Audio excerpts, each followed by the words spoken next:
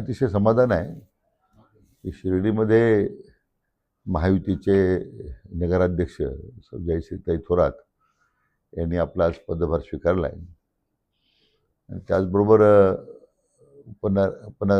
उपनगराध्यक्षपदी Shri Tabei Shelke यांची आता महायुतीच्या वतीने निवड करण्यात आली आहे. त्यांनी आज आपलं पदग्रहण त्या ठिकाणी केलं आहे.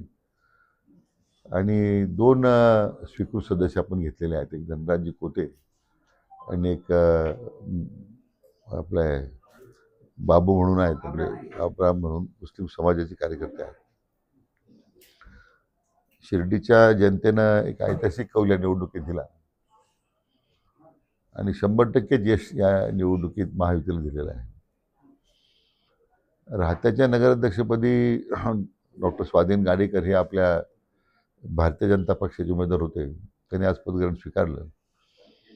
उपाध्यक्षपदी डॉक्टर विजय सदाफळ त्यांची आता ते भारतीय जनता पक्षाचे आहेत, त्यांना निवड करण्यात आली आहे.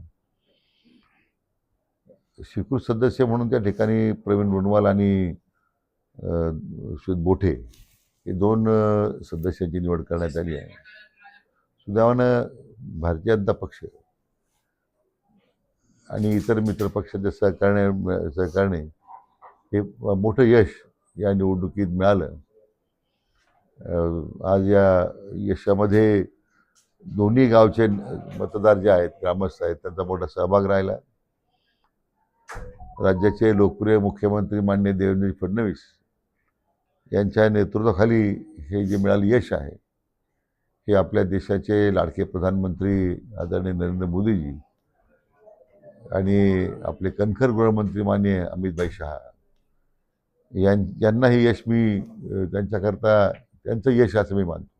सिस्पी घोटाळा आपण उल्लेख केला आणि बाकीचे जे लोक आहेत ते आपणहून स्वतःहून पुढे येऊन सांगायला लागले की आम्ही त्यात नाहीये किंवा आणखी त्यावर वक्तव्य व्हायला लागले. सिस्पी घोटाळा फार मोठा आहे, 2-2.5 हजार कोटीचा आहे. त्यामध्ये सामान्य नागरिकांचे पैसे अडकलेले आहेत. रिटायर्ड शिक्षक आहेत, रिटायर्ड सरकारी नोकर आहेत, सामान्य नागरिक आहेत. पण मूळ आरोपीपर्यंत आपण पोहोचू शकत नाही. अजून एक आरोपी पकडला पण मुख्य आरोपी फरार आहे. 2 आरोपी त्यांनी दुबईमध्ये काही इस्टेटी घेतलेल्या आहेत अशी माहिती आहे. मग आपण CBIची चौकशी करण्यासंदर्भात जी माननीय मुख्यमंत्र्यांकडे मागणी केली आणि ती आता त्यांनी सुद्धा तत्वता मान्य केलेली आहे.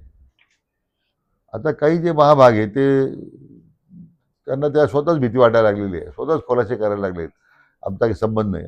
आम्ही तुम्हाला त्या संदर्भात तुमचं नावे आम्ही कुठं घेतलेलं नाही आहे. त्यांना काय भीती वाटते मला कळत नाही. शेवटी चोराच्या मनात चालणं असतं, त्यामुळे त्यांना स्वतः मन खाते आता या CBI चौकशीमध्ये आपलं येतं पितर उघडं पडणार आहे. त्याला भीती वाटायला लागलेली आहे.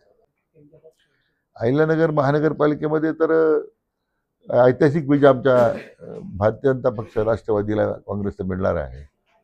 न भूषण भविष्यात अशा प्रकारचं यश महापालिकेत मिळेल याची मला पूर्ण खात्री आहे. डॉक्टर सुजय आणि विखे पाटील आणि आमदार संग्रामभाई जगताप यांच्या नेतृत्वाखाली हे मोठं यश आपल्याला निश्चितच याच्यामध्ये ऐतिहासिक म्हणून पाहायला मिळेल. नाही, आमच्या तर पुष्कळ चांगली तयारी आम्ही करतोय. वेगवेगळ्या रस्त्यांची किंवा शिर्डीच्या एंट्री पॉईंट्स असतील. पण माझा प्रयत्न आहे की एक आध्यात्मिक शहर म्हणून त्याचं रूप बदललं पाहिजे, रूप म्हणून झालं पाहिजे. आध्यात्मिक शहर म्हणून त्याला मान्यता असली पाहिजे. अशा पद्धतीने या कुंभमेळ्याच्या पार्श्वभूमीवर माझा प्रयत्न आहे. नाही, शिर्डी तर गुन्हेगारी मुक्त झालीच पाहिजे, सगळ्यांची मागणी होती. यंदा आपण जर पाहिलं 31 डिसेंबरला आपण नो ट्रॅफिक झोन केल्यामुळे आज पिक पॉकेटिंग असेल, चेन स्नॅचिंग असेल, असे कुठलेही आज गुन्हे आपल्या समोर आले नाहीत. आणि हे जे काही आपण जो प्रकार सांगता कुठला घडलेला आहे तो तसा काही ठीक आहे. आता त्याच्यामध्ये जी काही चौकशी पोलीस करतील, परंतु शिर्डी शहर हे गुन्हेगारी मुक्तच झालं पाहिजे हा आता आपला प्रयत्न आणि आपल्याला बहुतांशी त्यामध्ये यश सुद्धा आलेलं आहे. आता कोणत्याही धार्मिक क्षेत्रामध्ये आता इथं कोणी आलं पाहिजे याच्यावर बंदी करू शकत नाही आपण. आरोप प्रत्यारोप दोघांच भावांचे झालंय त्या सगळ्यांनी त्याच्या एकामेकाची उत्तर सगळ्यांनी दिलेले आहे. त्यांनी बोलण्याची काय करायचं.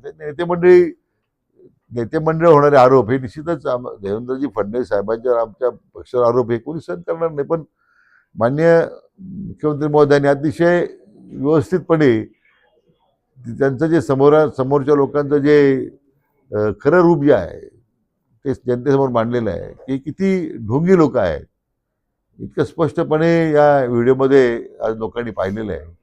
मला वाटतं त्याचे उत्तर त्यांना मिळालेले आहेत. दोन गोष्टी आहेत. एक तर कुंभमेळ्याच्या पार्श्वभूमीवर आपल्याला मोठं काम करावं लागणार आहे. शिर्डीचा कायकल्प होईल.